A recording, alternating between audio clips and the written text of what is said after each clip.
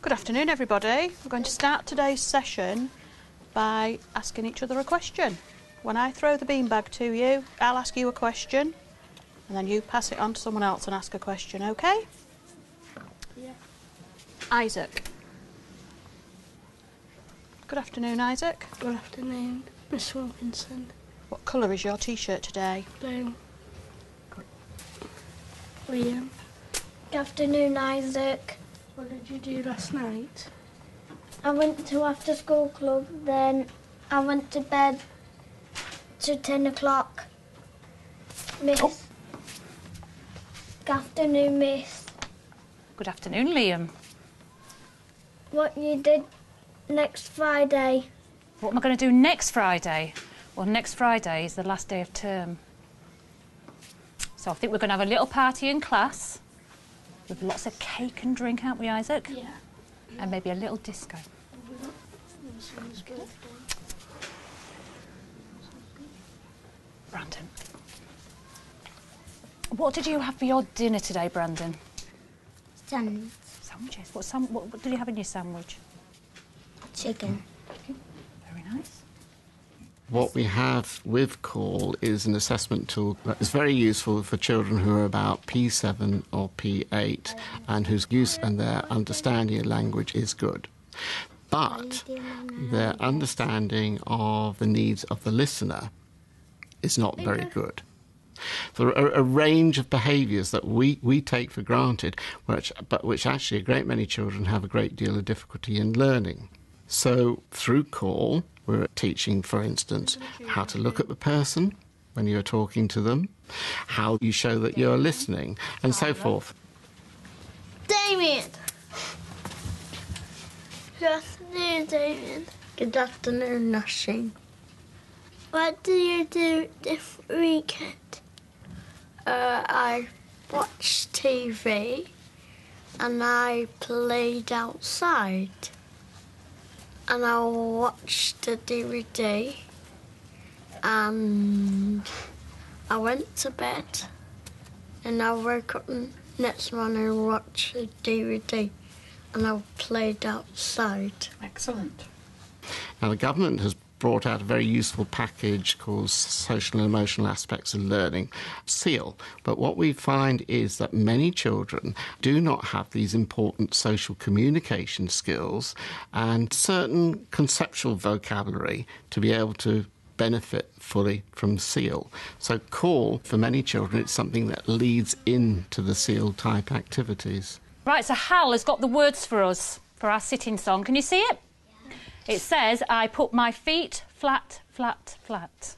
I push my bottom back, back, back. I put my hands flat, flat. We are sitting ready. OK? So me and Mrs Wilkinson are going to sing it first and show you what to do, and then you can join in. OK? Yeah? A CALL group is several children who've been matched pretty well in terms of the profiles that have been generated as a result of assessments. Most children in this school tend to be at levels 1 and 2. OK? Can we all join in? Yeah. I put my feet flat, flat, flat. I push my bottom back, back, back. I put my hands flat, flat, flat. We are sitting ready. With each unit as it's completed, the children are making progress, they're learning particular behaviours, and you have to plan explicitly for generalisation into the classroom. So there are clear objectives which are then set in the classroom for each child in relation to particular skills that they have learned. So I'll look at Mrs Buckley. Is Mrs Buckley sitting good? No. She's not sitting good, is she? No. Reese, how should Mrs Buckley be sitting? Turn around. Turn around. Not that way. What, this way? Forward. Oh, forward, sorry. Facing that. Sorry.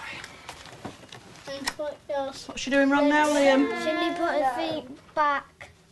Put my feet back. Not. And sit up straight and put your hands on your knees. She's sitting nicely now. No. Still a no, isn't it? She's got her feet like round. Has she, Isaac? What does she Flat need to though, do? the flat. What does she need to do? Put them here. Oh, put them out in front of me. Yes. Is that better? Is she doing good sitting now?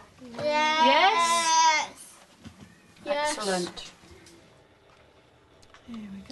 All of the call documentation is available on the website, and staff can then find all the documentation they need for profiling, where children are at, and for planning sessions. There are model activity sheets which they can then adapt as appropriate to the particular group. Here we go.